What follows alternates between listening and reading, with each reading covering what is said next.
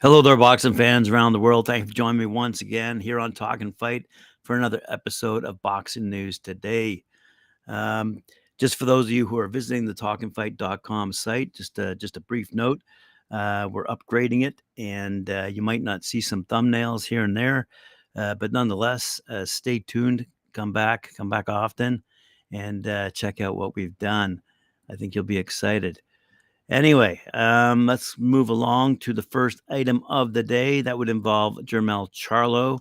It's making news that, in fact, the undisputed junior middleweight world champion and Houston native, Jermell Charlo, received a hometown send-off before he headed to Las Vegas to challenge undisputed super middleweight world champ Canelo Alvarez, headlining on Saturday night from the T-Mobile Arena in Las Vegas. Anyway, at his send off, he said, Houston means so much to me, and I'm extremely motivated to feel support before I step in the biggest fight of my career.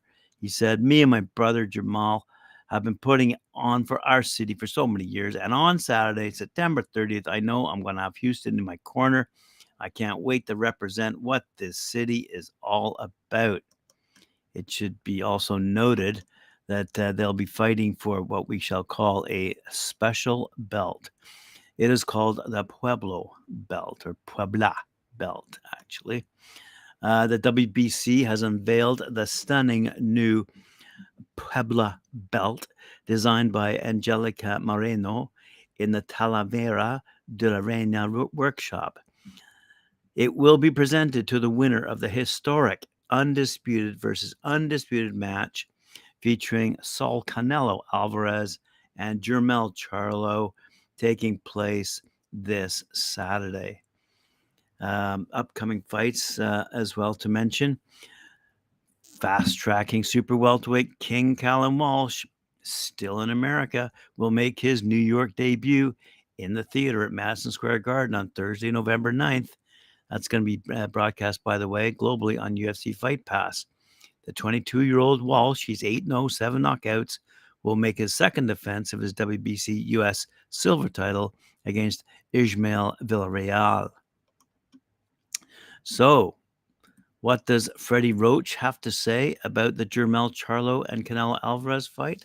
Let's find out. He's a world-famous trainer, without a doubt, and some enjoy his opinion and some don't. He's not exactly controversial, but in this particular instance, he is saying something interesting. Freddie Roach has been involved in more than his fair share of high-level boxing matchups, and ahead of the undisputed super middleweight clash between Jermell Charlo and Canelo Alvarez, he has made a bold prediction. Most famously, Roach was in the corner for the bulk of Manny Pacquiao's biggest fights, as well as training the likes of Miguel Cotto, Ruslan Pardinov, and Emir Khan, as well as James Toney. This weekend, Alvarez steps into the ring for the 64th time to defend his undisputed super middleweight titles against Charlo, the undisputed super welterweight champion, who is moving up 2 weight divisions and coming off a lengthy layoff.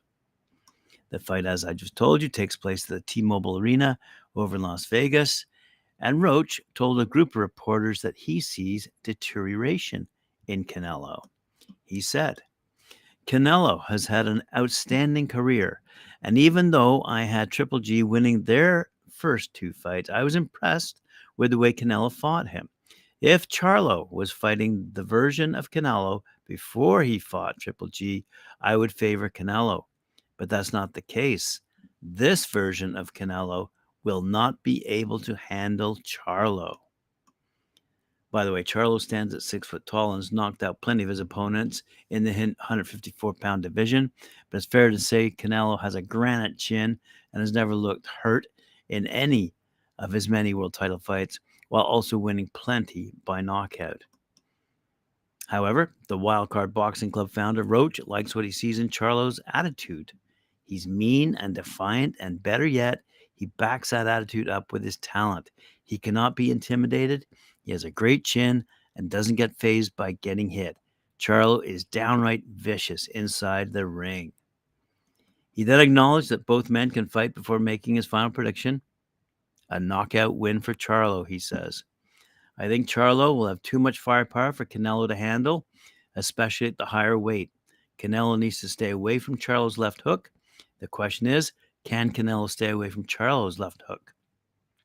I don't think he can, which is why I'm picking Charlo by stoppage. I can't wait for this one. Anyway, good stuff. Let's see. Have a quick look here at Zhilei Zhang, who, according to BoxingNews24.com, says he is on the brink of fame. Well, I have some friends over in China, and they would beg to differ. He is an absolute hero in China right now, and that is a country in excess of 1 billion people.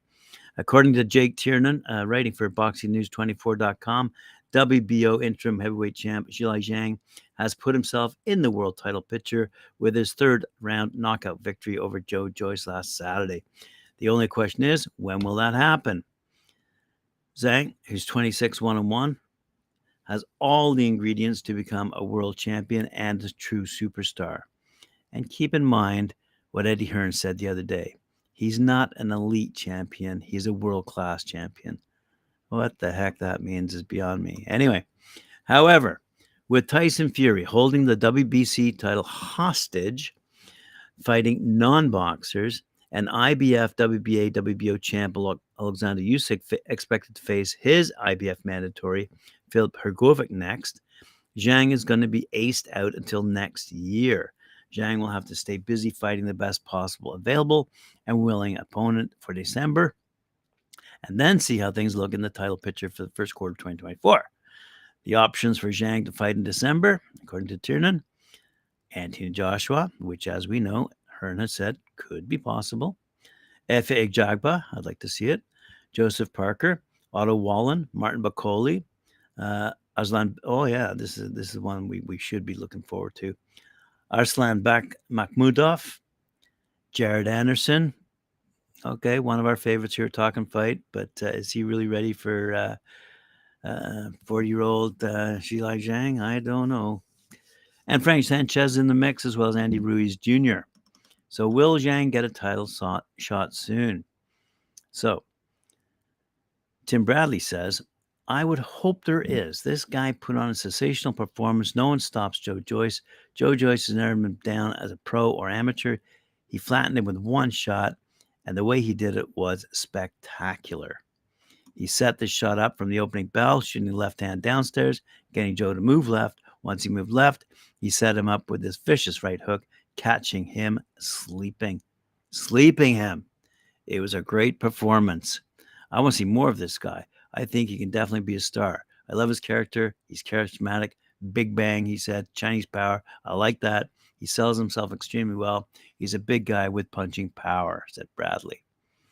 Anyway, it's an interesting thought because, quite frankly, here we have once again British and Americans completely oblivious to the quality of fighters that exist around the world.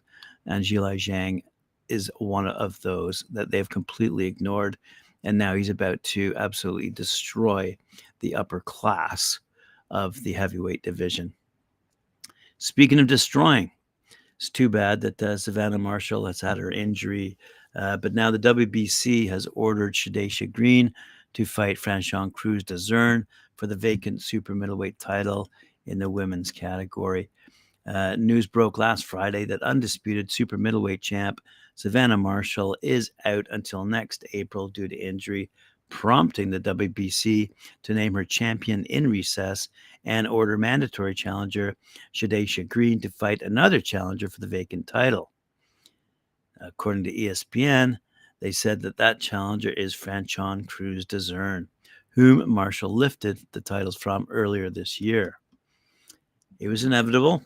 The division is 4 women deep, and between these 3 and Ellen Zederus, there's technically also Christina Hammer, but she's fought 3 times in 4 years against garbage competition. Unless Alejandra Jimenez comes back or Clarissa Shields declares her finished business at 168 unfinished, this is all we got. Still, it should be a decent scrap with Green's 13-0 record, 11 knockouts, thudding power, and Crews-Dezurn's 8-2 record, but no knockouts, awkward slugging. And this writer says he expects it to crop up as a most valuable promotion show sometime in the next few months. That's an interesting thought. But good on him for thinking outside the box. Well, Talking Fight fans, that's it for me today. Thank you for joining me. Appreciate it. Remember to like, share, subscribe, hit that notification bell, and we'll see you later on at 4 p.m. Eastern Time when I join Mike Orr in his show, Knuckle Up. Thank you very much.